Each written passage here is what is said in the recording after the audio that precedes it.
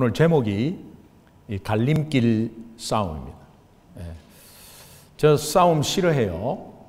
그런데 제목마다 이렇게 순종 싸움, 주인 싸움, 또 감사 싸움, 계속 싸움이라는 것을 이렇게 붙여서 설교 제목을 지금 나누고 있습니다.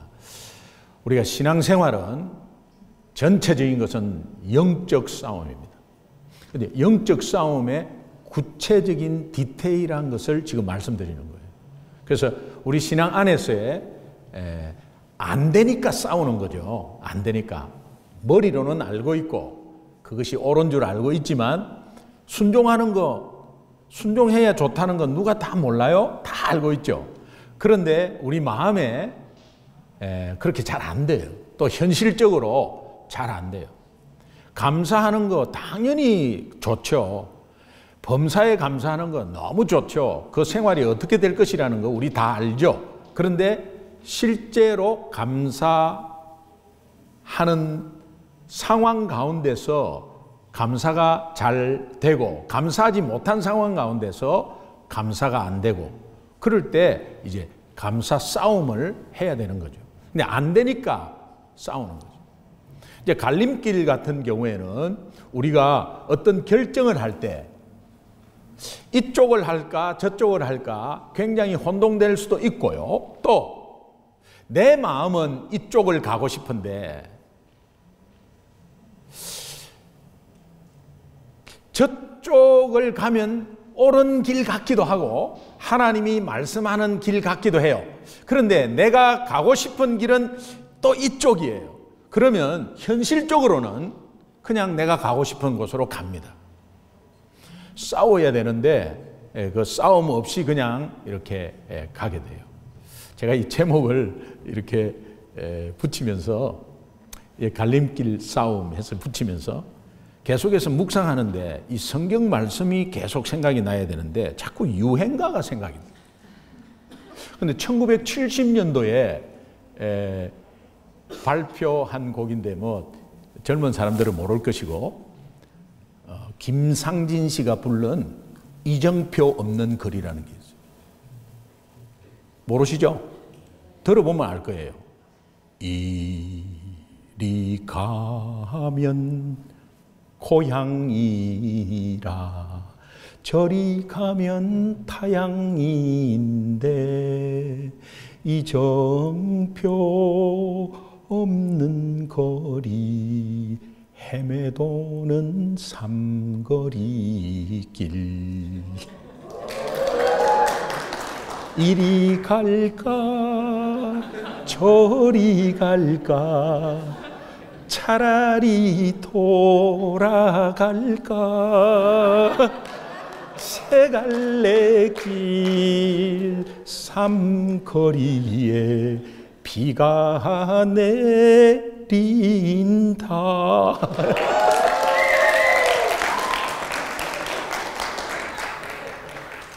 찬양을 부를 때는 박수도 안 치고 그래서 자꾸 제목을 생각하니까 이 노래가 그래서 유행가는요 세상 사는 사람도 갈등이 많고 이리 갈까 저리 갈까 하는데 가만히 생각하니까 갈림길인데 돌아온 길도 생각하니까 삼거리길이라. 그런데 아무 결론이 없고 또 헤매는 방황하는 자기의 모습을 이렇게 작사가가 그린 것에 비가 내린다는 게 그 의미가 있어요. 약간 허무한 거죠. 비가 내린다 이러는데 아마 예수 믿지 않으면 그런 삶으로 계속 이렇게 고민하면서 갈 것 같아요. 제가 잘 아는 평신도 선교사님 한 분이 계신데 미국에서 오래 살고 그가 이제 미국에 유학 와가지고 직장 생활하다가 사업을 하게 됐는데 그 사업이 잘 됐어요. 조그맣게 시작했는데 한 10년 지나서 중견 기업이 됐어요. 그런데 이분이 계속 콜링을 받는 거야. 선교사로. 하나님의 콜링, 그래 처음에는 거부도 하고 이랬다가 하여튼 기도만 하면 이 콜링을 받는 거예요. 이거 뭐 말씀으로 콜링 받으니까 이 믿음의 사람은 어쩔 수 없어요. 그래서 이 고민을 이제 아내에게 이제 말하고 그래도 그 부인이 믿음의 사람이라 같이 고민해 주면서 이제 드디어 결정을 하게 됐는데 평신도 선교사로 가기로. 그래서 이제 결정을 하고 있는 사업을 내려놓게 됐어요. 그 내려놓을 때 직원들의 직급에 따라 연수에 따라 변호사하고 상의해서 이제 다 나누게 되었습니다. 굉장한 결단이죠. 어떻게 시작한 사업을 그렇게 쉽게 내려놓는단 말입니까? 그런데 일단 그렇게 실행을 하고 이제 큰 결정을 한 것이죠. 그리고 선교사 교육을 이제 받게 되었습니다. 받는 과정 속에서 이제 이분이 그로서리에 가가지고 물건을 샀는데 93불어치를 이제 산 거예요. 그래서 93불어치를 사가지고 이제 8불을 거스름돈을 받고 차에 이제 왔습니다. 차를 타려고 이제 시동을 걸고 조금 출발하는데 이제 그 영수증을 쭉 좀 확인을 다시 한 번 더 쭉 확인하면서 그리고 거스름돈을 보니까 8불 거스름돈을 받아야 되잖아요. 그런데 53불의 거스름돈이 온 거예요. 그러니까 아마 5불짜리를 50불짜리 잘못 내준 것 같아요.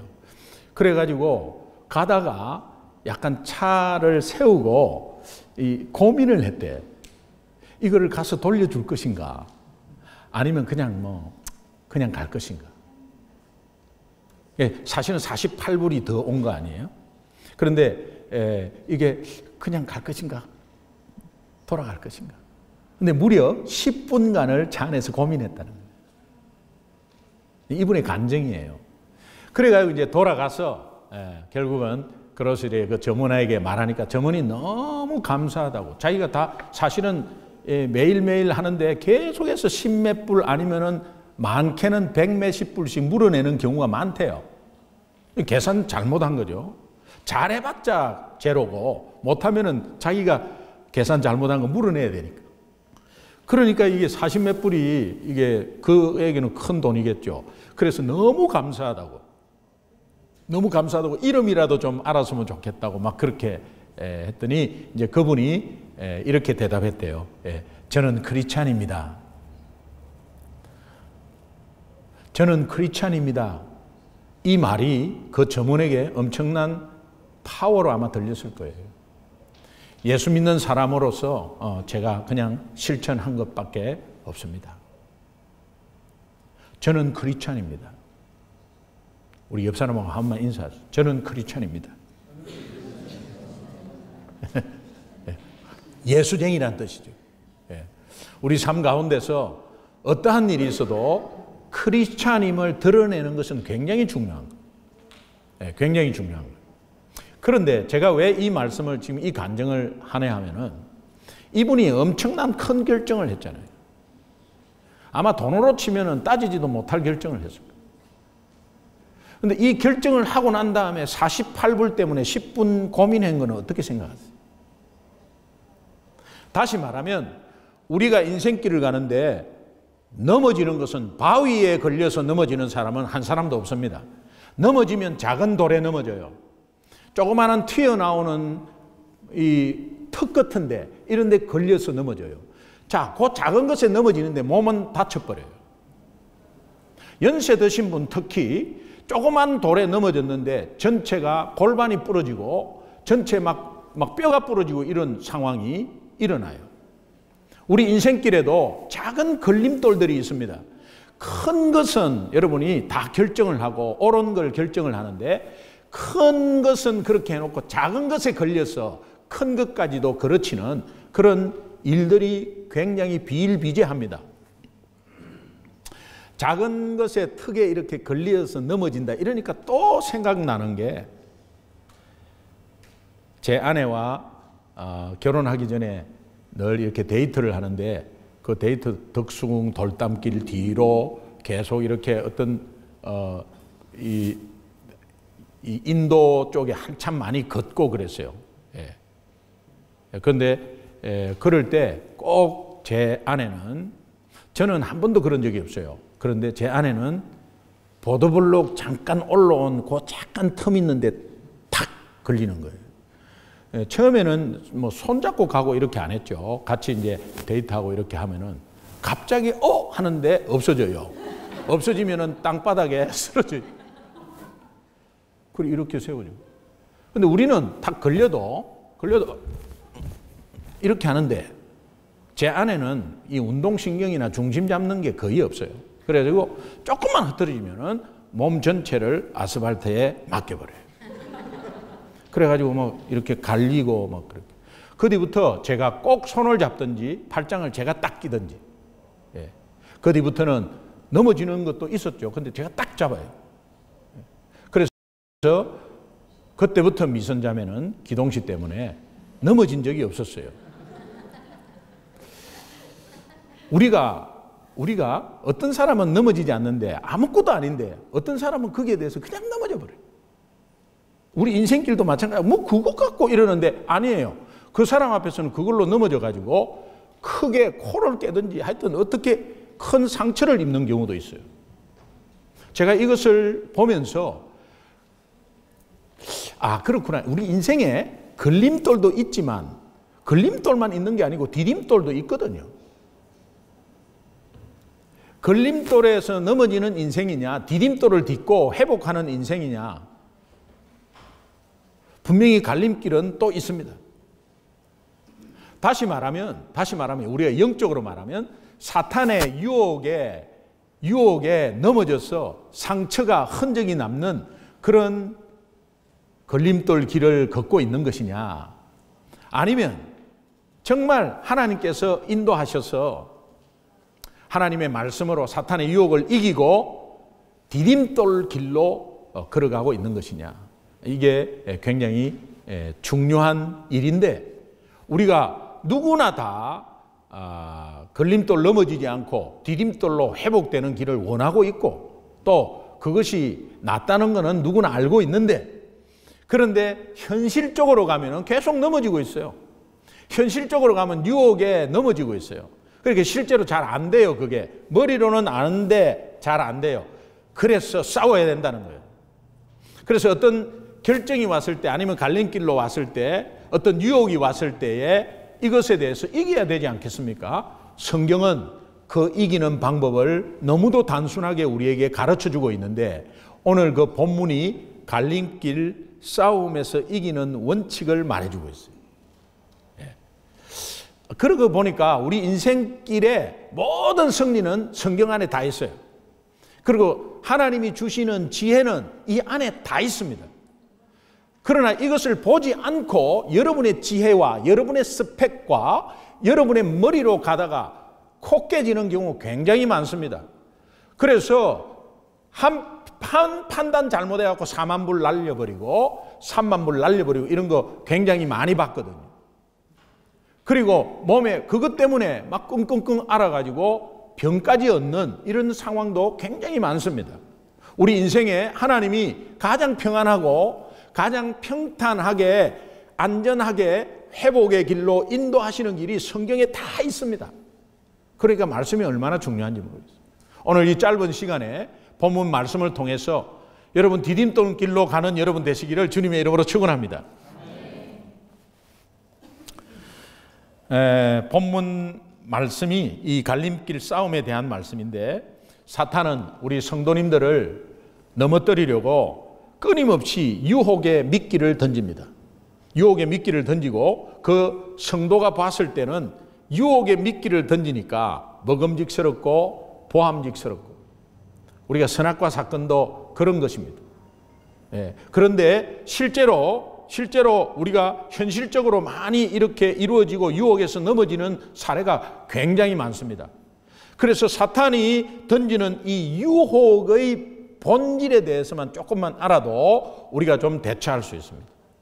성경은 유혹의 본질을 두 가지로 말하는데 첫 번째는 유혹의 본질에 유혹은 욕심에서 시작된다는 거예요. 여러분 유혹 자체는 항상 있습니다. 그런데 문제는 우리 마음속의 욕심입니다. 문제는 야고보서 1장 14절 한번 보겠습니다. 14절 같이 읽습니다. 시작. 오직 각 사람이 시험을 받는 것은 자기 욕심에 끌려 미혹됨이니, 여기에서 각 사람이 시험을 받는다는 것은 사탄의 유혹을 말해요. temptation, 테스트가 아니고 temptation. 사탄의 유혹을 받는 것은 자기 욕심에 끌려 미혹된다는 게 유혹된다는 의미예요. 그래서 사탄의 의도대로 흘러가 버린다, 이제 그런 의미예요. 그런데 15절 말미에 보니까 내 사랑하는 형제들아 속지 말라는 거예요. 그래서 실제로 사탄의 시험을 받는 것이 시험을 강조하는 게 아니라 욕심을 강조하고 있어요. 그래서 욕심에 대해서 우리가 다시 한 번 더 보아야 된다. 욕심이라는 게 이 단어를 보니까 이 단어의 사전적인 의미는 바랄 욕자의 마음심인데, 우리 마음이 무언가를 더 바라는 것, 이게 욕심이에요. 여러분이나 저나 다 있어요. 사탄은 우리의 마음이 어디를 향하고 더 바라고 있는지를 너무도 잘 알아요. 그러니까 우리의 맞는 것을 미끼를 던지는 거예요. 사탄이 만약에 김기동 목사에게 유혹하려고 단팥빵을 탁 던졌다. 그러면 김기동 목사는 그 단팥빵을 먹겠어요? 따라가겠어요? 따라가죠. 좋아하니까. 저는 단팥빵을 너무도 좋아하거든요. 목사님, 단팥빵 사드릴게. 이러면은 저 엄청 흔들립니다. 저. 배가 부른데도 흔들려요. 이야기 들으셨나? 제가 사관학교 때 찹쌀떡 100개 먹은 거. 말이 안 되는데 찹쌀떡을 100개 먹었어요. 그래서 3일 입원한 적이 있는데 제 집사람은 이거 절대 말하지 마라 그래요. 근데 뭐 그때는 뭐 너무도 굶어가지고 찹쌀떡을 부모님한테 면회 올 때 100개 사 오라고 그래요. 저희 어머니가 김밥도 싸고 뭐 찹쌀떡 100개 친구들하고 나눠 먹는 거구나 100개 사왔어요. 근데 제가 한 70개까지는 개눈 감추듯이 먹어버렸어요. 계속 저희 아버지가 물었어요. 괜찮나? 괜찮나? 이거를 5번 물었어요. 괜찮습니다. 근데 30개 정도에서 이거 난간하면 뭐 하나 싶은 생각이 들어가지고 꾸역꾸역 집어넣었어요. 그런데 7개가 남았어요. 7개 가져가봐야. 예. 그러니까 7개 맞아 해서 깨끗하게 똑 떨어져. 그리고 그냥 어머니가 뭘 또 가져가 또 그냥 7개 딱 먹었어요. 조금 있으니까요. 이게 안에서 부풀잖아요. 숨이 안 쉬지는데 배고픈 고통보다 배부른 고통은 이름 말할 수가 없어. 그러니까 숨이 계단을 못 올라가요. 계단이 다리 올리는데 이게 안 되는 거예요. 마지막에 취침 점호를 받는데 침대를 못 눕겠는. 그래가지고 병원차가 오고 병원차에 오는데 들것에 실려 가야 되잖아요. 못 누우면 죽는데. 그러니까 서가지고 똘똘똘 묶어갖고 이게 참 이 해군 역사상 있을 수가 없는 수치스러운 일이 벌어집니다. 앰뷸런스는 안 돼서 돌아가고 병원에 트럭이 왔어요. 트럭 짐칸에 묶여갖고 거의 뭐 포로 묶이듯이 묶여가.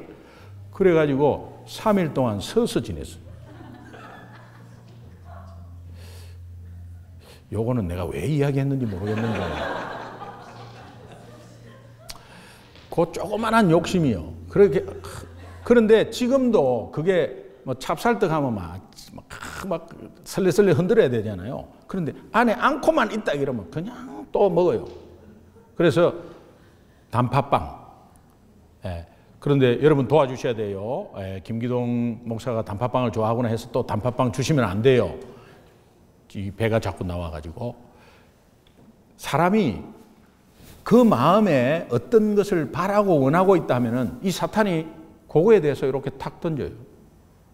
만약에 딱지 구슬을 저한테 줬다. 그건 어린아이가 좋아하는 거죠. 그럼 저는 관심이 없죠. 근데 사탄은 그렇게 절대 안 줘요. 관심이 없는 것을 유혹으로 이렇게 절대 안 돼. 사람에 따라 다 다르게 줘요. 여러분 고기도 종류별로 뭘 잡는데 어떤 고기는 어떤 미끼를 사용하고 어떤 미끼를 사용하고 이런 게 있잖아요. 그러면 그 고기에 대해서 특징에 대해서 다 아니까 낚시꾼들은 이 미끼를 해가지고 이제 낚시를 던져요.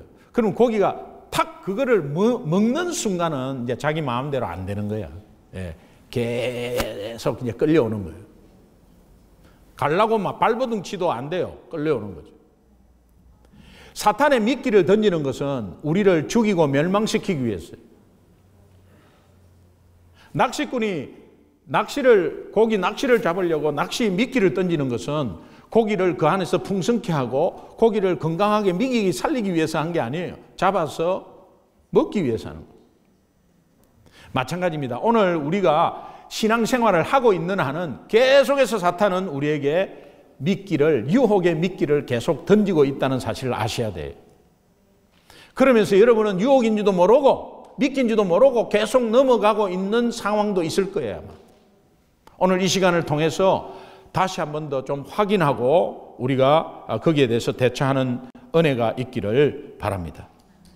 여호수아서 9장 3절에서 6절 한번 같이 읽어보겠습니다. 예, 같이 읽습니다. 시작. 기브온 주민들이 여호수아가 여리고와 아이에 행한 일을 듣고 꾀를 내어 사신의 모양을 꾸미되 헤어진 전대와 헤어지고 찢어져서 기운 가죽 포도주 부대를 나귀에 싣고 그 발에는 낡아서 기운 신을 신고 낡은 옷을 입고 다 마르고 곰팡이가 난 떡을 준비하고 그들이 길갈 진영으로 가서 여호수아에게 그와 이스라엘 사람들에게 이르되 우리는 먼 나라에서 왔나이다. 이제 우리와 조약을 맺읍시다 하니 기브온 주민이 여호수아 앞에서 낡아서 기운 신을 신고 낡은 옷을 입고 마르고 곰팡이가 난 떡을 보여주면서 마치 먼 나라에서 온 것처럼 속이고 이런 것들을 이제 유혹의 미끼로 주었나? 우리는 그렇게 생각할 수도 있어요. 그래서 여호수아에게는 이게 속이는 걸 이제 모르고 여호수아가 속아가지고 측은지심에 불쌍히 여겨서 그래 내가 도와줄게 이렇게 해서 속아 넘어갔나? 막 낡고 막 너무 초췌하게 이렇게 먼 나라에서 고생해서 이까지 온 그런 것을 속이고 있는 그것에서 속아 넘어가서 그렇게 해서 그 유혹에 그냥 넘어갔나? 이렇게 생각할 수 있어요. 그런데 사탄의 유혹은 다른 데 있었습니다. 8절을 한번 보겠습니다. 여호수아서 9장 8절을 한번 보겠습니다. 같이 읽습니다. 시작. 그들이 여호수아에게 이르되 우리는 당신의 종들이니이다 하매 여호수아가 그들에게 묻되 너희는 누구며 어디서 왔느냐 하니 여기에서 그들이 여호수아에게 한 말 우리는 당신의 종들입니다. 이 말 듣고 여호수아가 가슴에 불이 붙었습니다. 우리는 당신의 종들입니다.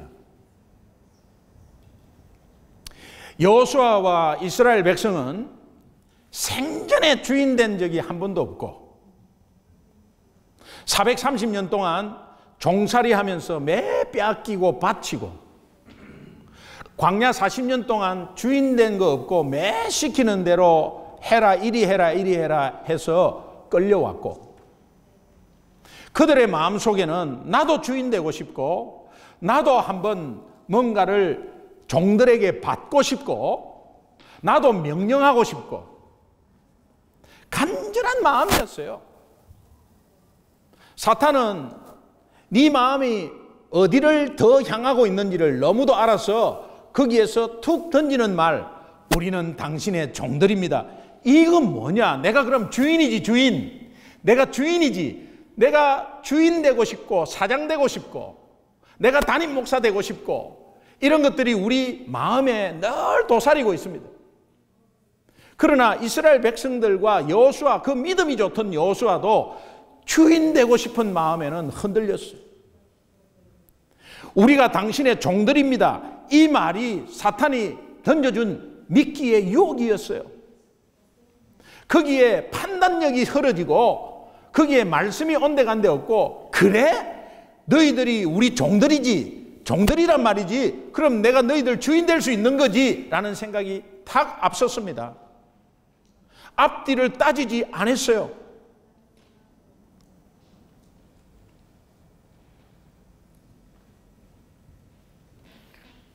내가 주인이냐, 너희들이 주인이냐, 내가 종이냐, 너희들이 종이냐. 오늘 우리 삶 가운데 내가 주인이냐, 하나님이 주인이냐. 선악과 사건 가운데서 아담 하와가 하나님이 창조주냐, 내가 하나님 되고 싶은 거냐. 내가 피조물이고 하나님이 창조준 것을 인정하느냐, 인정하지 않느냐. 하나님의 말씀이 우리를 살렸고 하나님의 말씀이 우리를 인도하신다면 거기에 순종하느냐, 아니면 내 하고 싶은 대로 가서 불순종하느냐. 이 갈림길에 우리는 언제든지 놓여 줄 수 있습니다. 그런데 이때 여호수아는 결국은 왕싸움, 주인싸움, 순종싸움, 갈림길 싸움 아니겠어요? 여기에서 넘어져 버려요. 우리가 당신들의 종입니다. 이 한마디에 다 넘어져요. 내가 너무 궁핍하고 너무 모자라고 내가 돈이 꼭 필요해. 돈이 꼭 필요해. 그런데 사탄은 거기에서 툭 던져줘요. 여기 있다. 돈이다.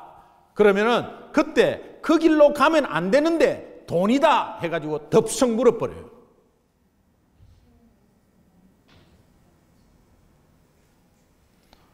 오늘 우리 삶 가운데 엄청나게 많습니다. 너무 세밀하게 많습니다. 여러분 생각하면 24시간 다 그래요.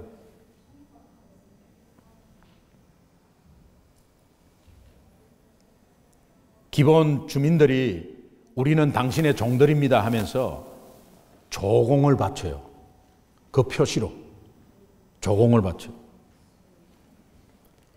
애굽에 430년 동안 이스라엘이 열심히 일해서 수확한 것을 단 한 번도 자기네들 열심히 해서 자기네들 것으로 가진 적이 없어요.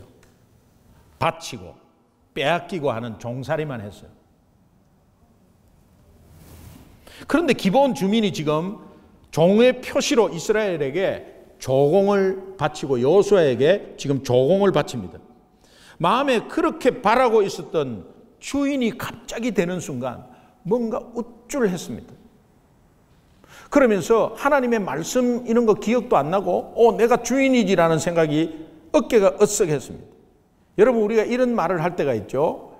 저 사람은 어렵고 힘들고 가난할 때 참 좋았는데 돈 좀 버니까 변질됐네. 이런 말 들은 적이 있어요? 이런 말 한 적이 있죠.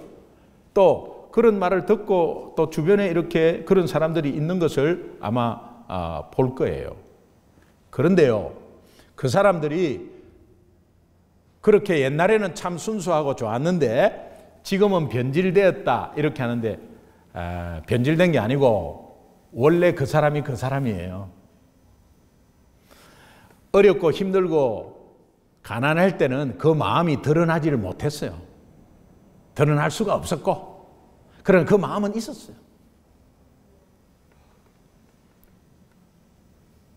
여러분 돈 좀 벌고 조금 큰 집 있다고 약간 거들먹대는 사람은 굉장히 많습니다. 말투와 행동에서 딱 보면은 거들먹거려요. 목사님들 중에서 조금 대형교회 목사님들 약간 거들먹거려요. 왜 그렇게 했어요?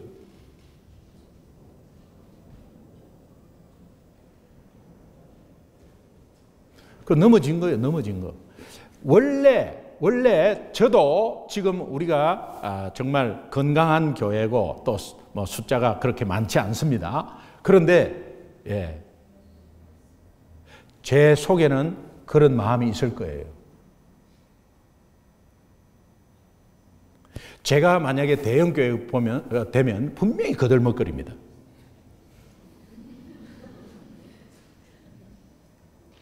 그래서 대형교회 안 시켜주는 거예요. 사람은 그래서 다 그런 마음이 있어요. 여러분 마음속에 누구보다도 성공하고 싶고 누구보다도 잘 나가고 싶은 게 있어요. 그런데 그 안 되니까는 지금 겸손하게 섬기는 거지, 그게 나중에 변질되는 게 아니에요. 우리 모두에게는 그게 있어요. 그래서 오늘 하나님이 우리 모두에게 이런 말씀을 하는 겁니다. 원래부터 주인 욕심은 다 있습니다. 주인 욕심은 다 있어요. 그래서 우리가 원죄를 받은 것도 그런 거예요. 하나님 되고 싶다는 사탄의 말에 획 가버린 거예요. 네가 이거를 따먹으면 하나님처럼 된다는 말에 확 가버린 거예요. 우리는 당신의 종들입니다. 확 가버린 거예요. 이스라엘 백성들은 이 말 들으면 확 가버립니다. 정신을 못 차립니다. 사탄은 너무도 잘 알아, 이거를. 유혹의 본질은 욕심에 있다는 것을 우리가 다시 한번 더 깨닫고, 이 유혹의 본질이 성경에서 말하는 유혹의 본질 두 번째는, 유혹은 강력한 힘이 있어요. 우리보다도 훨씬 더 큰 힘이 있습니다. 강력한 힘이 있습니다. 누가복음 22장 3절에 보면 12 중의 하나인 가롯인이라 부르는 유다에게 사탄이 들어갔다. 사탄이 그의 마음에 들어가서 가롯 유다의 마음에 있는 욕심의 방향을 확인합니다. 그래서 이 가롯 유다의 마음에 무엇을 더 바라고 있는지를 확인합니다. 가롯 유다는 돈이었습니다. 왜 그러냐? 그런 사건이 또 있었는데 요한복음 12장 6절에 보면 이렇게 말하면 가난한 자들을 생각함이 아니요 그는 도둑이라 돈 괴를 맞고 거기 넣은 것을 훔쳐가미르라. 가롯 유다의 마음의 방향은 돈을 좋아했습니다. 사탄은 그 마음을 알고 유혹의 미끼를 그에게 던졌습니다. 그는 그 미끼를 덥석 물고 말았는데 일단 미끼를 물면 그 바늘에 코가 끼어갖고 사탄이 이끄는 대로 끝까지 가게 돼 있어요. 그래서 물면 안 돼요, 처음부터. 자기 통제력을 상실하고 이것이 엄청난 파워의 힘으로 끌어당깁니다. 죽음의 길로 끌어당깁니다. 사탄의 유혹의 미끼에 한번 코가 끼면 제자의 도나 친구나 우애나 말씀 그 관계없습니다. 12제자 뭐 그런 거 신경 안 씁니다. 네가 예수님을 배반하면 뭐 그런 거 없습니다. 그냥 한번 코 끼면 그냥 가는 거예요. 마태복음 26장 15절 내가 예수를 너희에게 넘겨주리니 얼마나 주려느냐 하니 그들이 은 30을 달아주거늘. 은 30을 받았습니다. 예수님 팔았습니다. 나중에요 이것이 고민이 돼갖고 죄책감에 사로잡혀갖고 혼자 고민 엄청나게 합니다. 그러면서 스스로 자멸하는 순간들을 맞이해요.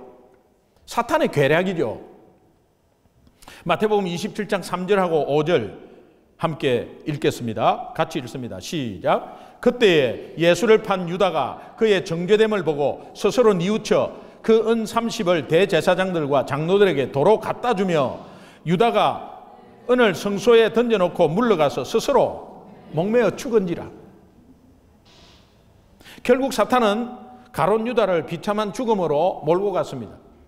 인자가 온 것은 양으로 생명을 얻게 하고 더 풍성히 하고, 도둑이 오는 것은 도둑질하고 죽이려 한다. 멸망케 한다. 사탄은 이 목적이에요. 오늘 우리가 영적 싸움에서 벌써 영적 싸움이라고 그러고 사탄의 인식만 하더라도 아 이거 영적 싸움이구나, 아 이거 갈림길 싸움이구나, 이거 순종 싸움이구나, 이거 주인 싸움이구나 라는 순간을 딱 맞이하면 그 싸움은 악한 영과 하나님과의 싸움이지 내 싸움이 아니에요. 그러니까 그렇게 인식만 하면 우리는 악한 영을 보는 것이 아니라 하나님을 바라보게 돼 있고 하나님 도와주십시오 하는 기도가 나오게 돼 있어요. 그러면 하나님이 악한 영과 싸워서 이기는 것을 체험케 하는 것입니다. 그래서 악한 영은 믿는 자에게는 믿음의 성장의 도구밖에는 안 되는 거예요. 그러나 이것을 인식하지 못하면 넘어지고 터지는 거예요.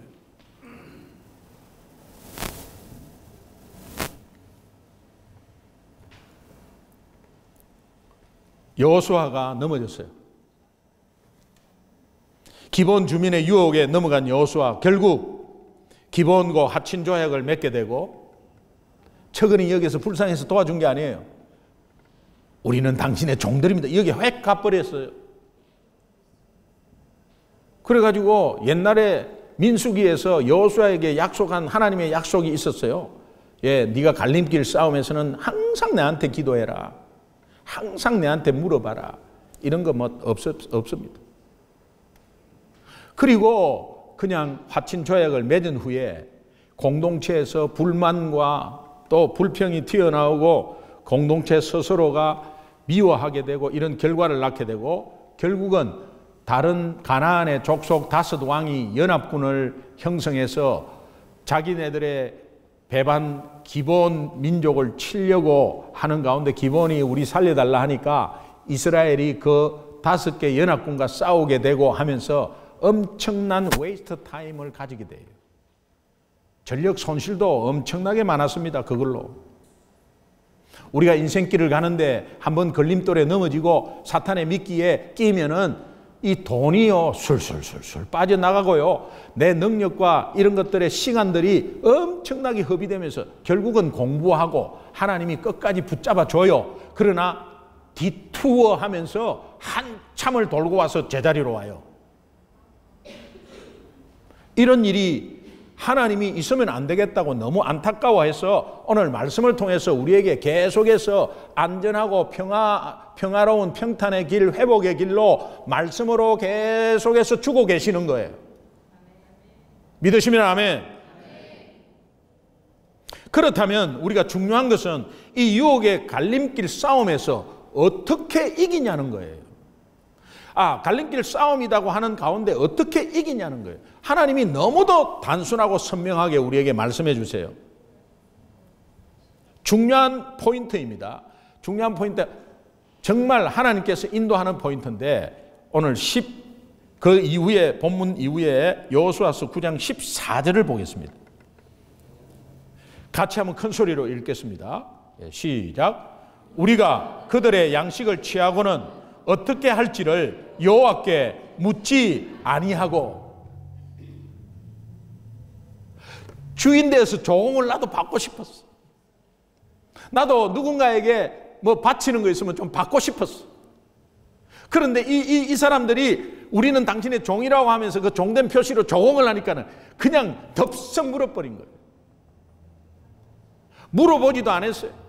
여호와께 묻지 않고 하는 것은 기도하지 않았다는 거예요.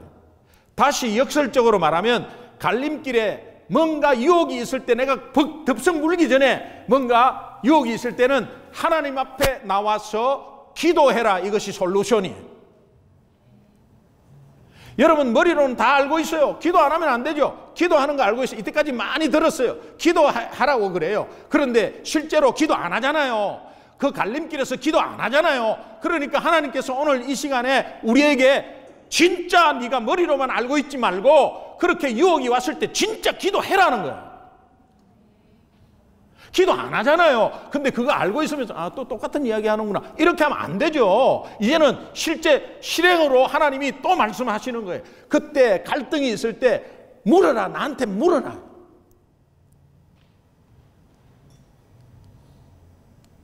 너무 급하면요 옛날 습관으로 확 돌아가는 우리의 성향이 있어요. 오늘 이제 마지막 봉사하고 우리 주한 형제 이제 내일 낮에 이제 한국으로 돌아가는데 여러분 뭐 하여튼 우리 요한 형제하고 주한 형제 3주 동안 여기 있으면서 많은 비전 얻고 도시 기도 모임도 오고 새벽 기도도 오고 이 청년들이 참 대단해요. 어떻게 여기에서 그냥 엄청난 훈련 받고 가는 거죠. 목사 집에 같이 자니까 어쩔 수 없는 거예요. 하나님이 딱 그냥 특별히 붙여주셨어요. 그래서 많은 훈련을 지금 받고 가는데 그때 무슨 훈련을 받았냐면은 우리 집사람이 주한 형제 딱 보니까 젓가락 짓을 이렇게 하고 젓가락을 완전히 어린애 젓가락 하듯이 이렇게 딱딱딱 이렇게 안 짚고 이렇게 하거든. 그러니까 우리 집사람이 그 지적의 여왕 아니겠어요? 그 나중에 장가 갈 때 나중에 장모가 보면 그거 한다. 이제 어른이 됐으니까 젓가락을 바로 딱 해갖고 젓가락 짓을 해라. 그러면서 그렇게 말하는 사람이 아니에요. 훈련을 시키는 거예요. 그래서 콩을 한 사발을 주고 접시를 줘갖고 젓가락으로 요걸 하나를 집어서 요렇게 해서 한 번 하고 그 다음에 여기에 있는 거를 다시 한 번 더 옮기는 것까지 하루에 2번을 해야 되는 거야. 사모가 시키니까 속에서는 시베리아 허스키 나오지만 뭐 어쩔 수 없이 하는 겁니다. 예. 그런데요, 3일 딱 지나니까 딱 수준에 올라버렸어. 얼마나, 예, 제대로 젓가락 시설 얼마나 잘하는지. 요한이한테 시키니까 요한이 이렇게 해보더니 몇 번 해보더니 목사님 저는 포기하겠습니다. 포기하는 형제도 있는데 주한이는 끝까지 해서 저 수준에 올랐어요. 예. 여러분 나중에 격려해 주시기 바랍니다. 예, 사모한테 대통 걸린 거지. 그래갖고 지가 이제 딱 젓가락이 했단 말이에요. 그런데 너무 배고파갖고 음식을 먹으러 갔는데 급하니까 옛날 습관이 그대로 나와버리거든요. 제가 왜 이 말씀을 드리느냐. 우리가 뭐 좀 훈련받고 해도 너무 급할 때는 덥석 그냥 옛날처럼 그렇게 달라들 때가 있어요. 그러나 하나님은 그럴 때라도 이제는 그 싸움에서 결정할 싸움에서 이제 기도의 자리에 나아오라는 거예요. 우리 교회는 딱 정상 공식 예배 두 개밖에 없습니다. 금요 성령 집회, 주일 예배 2개밖에 없어요. 뭐 수요 예배, 예, 그다음에 주일 저녁 예배 없습니다. 그러면 제가 조금 분리되는 거는 우리가 주일날 이렇게 많이 못하는 거 성경을 조금 더 알면서 그날은 기도를 좀 한 30-40분 더 하는 걸로. 그래서 기도의 자리를 여러분에게 마련해 놓았습니다. 주일날 말씀 듣고 이제 여러분의 나름대로의 바쁜 시간을 만약에 어떻게 나오는 시간이 정 안 된다고 하면은 이 금요일날 동일한 시간에 여러분의 장소에서 꼭 기도로 나아가세요. 기도하면 그때부터 기도의 제목과 상관없는 하나님의 은혜가 임하게 되고 그 은혜 때문에 모든 것이 바뀌게 되는 거예요. 이게 하나님의 슈퍼내추럴, 완전히 초자연적인 초월적인 하나님의 은혜가 그 속에 있습니다. 우리 신앙은 뭐 상식적인 선에도 있지만 이 훨씬 더 초월하는 것의 역사가 더 큰 게 우리의 신앙이죠. 그러니까 기도할 때 나타난다는 거예요.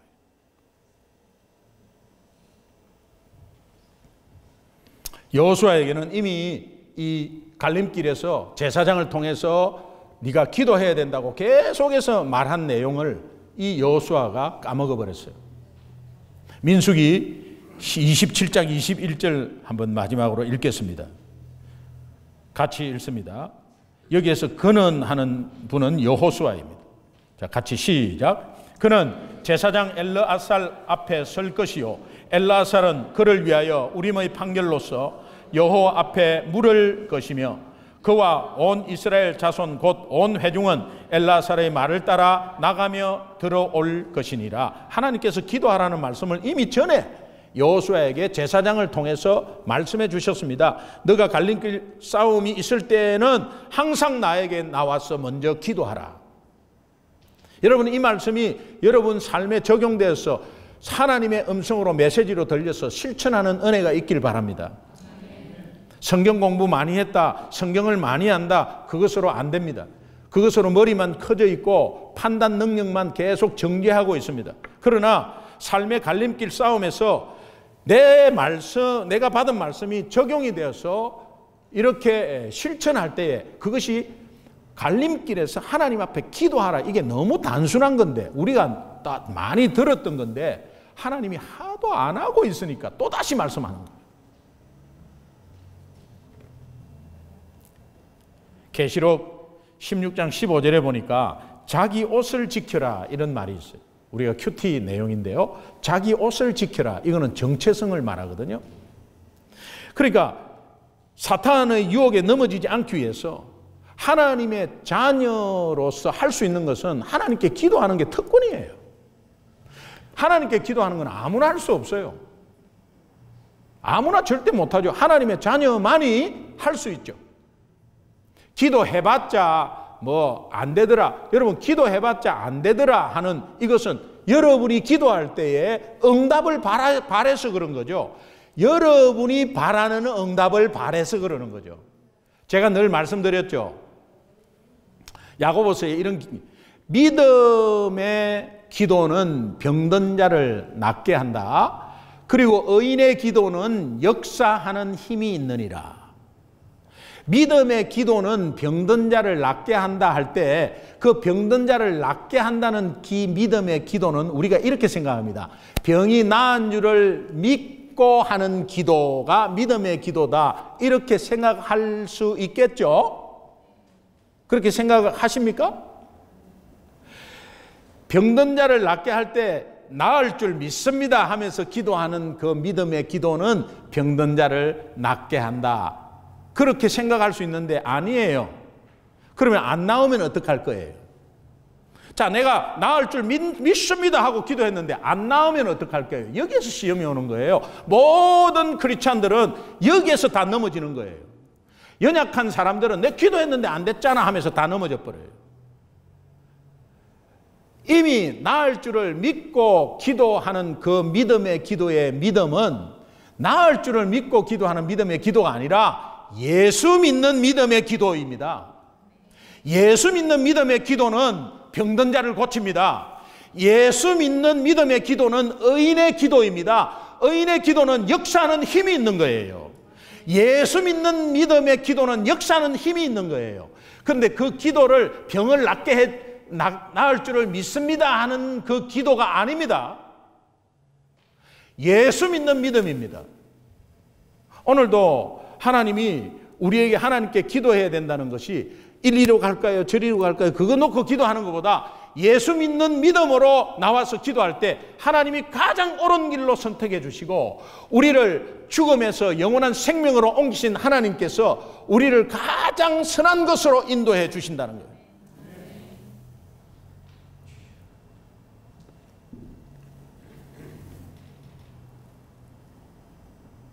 여러분, 제 아는 집사님 간증을 들었어요. 그 간증은 이 자매와 결혼을 꼭 하고 싶었는데 근데 자매한테 이 고백을 했는데 약간 리젝트를 맞은 거예요. 그리고 그 자매는 이제 다른 형제와 조금 사귀고 있을 때 다른 형제와도 사귀고 있는데 이제 뭐 결혼은 뭐 그거하고 또 다른 거니까 그래서 한번 사귀어 보자고 이렇게 딱 했는데 리젝트를 받았어요. 얼마나 자존심 상하겠어요. 그래서 이제 그걸로 끝나면 되는데 참 이 형제가 기도의 자리에 나아간 거예요. 기도의 자리에 나아가서 하나님, 이제 정말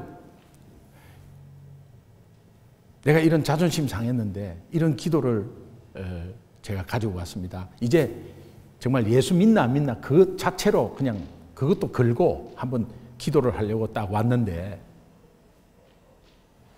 하나님께서 기도의 그 자리에서 찬송가를 들려주는데 그 찬송가 한 3, 4분 찬송의 가사와 찬송을 부르면서 그때 있었던 자기 인생의 파노라마 같은 그 화면이 싹 지나가더래요.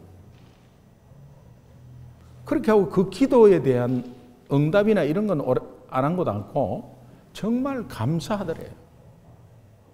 그래서 예수를 다시 한 번 더 만나고 믿겠다는 결심을 하게 되고 그러면서 그 기도, 이 자매가 어떻게 되겠다 이런 거에 대해서 간절함이 있었지만 그런데 리젝트 된 거에 대해서 그걸 놓고 마음이 상해서 기도하러 왔는데 그 기도의 응답에 무관하게 굉장히 기쁨을 얻었대요. 그리고 예수를 다시 만나게 된 거예요. 그리고 이제 그 기도의 자리에서 나왔는데 며칠이 지나서 그 자매와 다시 연결이 되고 그 자매의 말에 의하면 사귀고 있던 남자와 싸워가지고 헤어지게 됐다. 그리고 나서 그 말을 듣자마자 이 기도의 자리에서 예수 믿는 확신이 있는 이 형제가 바로 그 자리에서 청혼 신청을 했다는 거예요. 그런데 그 청혼 신청을 받아들여져 가지고 그렇게 해서 결혼하게 되었다는 거예요. 여러분, 제가 왜 이 말씀을 드리냐 하면은 저는 이 간증을 들을 때요 굉장히 닭살이 싹 돋았어요. 왜? 저 기도의 자리에 실제로 내용을 가지고 그 기도하는 그 마음의 상에서 결혼 문제 가지고 갔는데 그거 말고 예수를 다시 만나고 예수님에 대한 믿음이 확고해지니까 내려와서 전혀 신경 끄고 이제는 딱 포기한 그 자매한테 또 다시 한번 연결이 되어 가지고 그 자매에 사귀고 있는 남자와도 뭐 그렇게 뭐 큰 거는 아닌데 그래도 자연스럽게 헤어지게 되고 그 헤어진 말을 듣자마자 바로 자신감 있게 청혼해서 결혼하고 지금까지 잘 행복하게 사는 걸 볼 때 기도의 자리는 우리가 생각하는 이상의 것을 하나님이 허락하는구나. 그것에서 닭살이 돋았다 이 말이에요. 하나님이 오늘 우리에게 허락한 이 기도는 갈림길 싸움에서 꼭 필수적인 거예요. 극복하고 이기는 필수적인 거예요. 여러분, 어떠한 상황에서도 기도하면서 하나님 앞에 나아가는 중요한 것은 내가 머리로 알고 있지 않고 하루에도 몇 번씩 하나님 앞에 나아가고 일주일의 삶에 몇 번씩 하나님께 나아가서 기도에 승리하고 다시 한번 갈림길 싸움에서 하나님이 주시는 귀한 회복과 평탄의 길로 가기를 주님의 이름으로 축원합니다. 기도하겠습니다.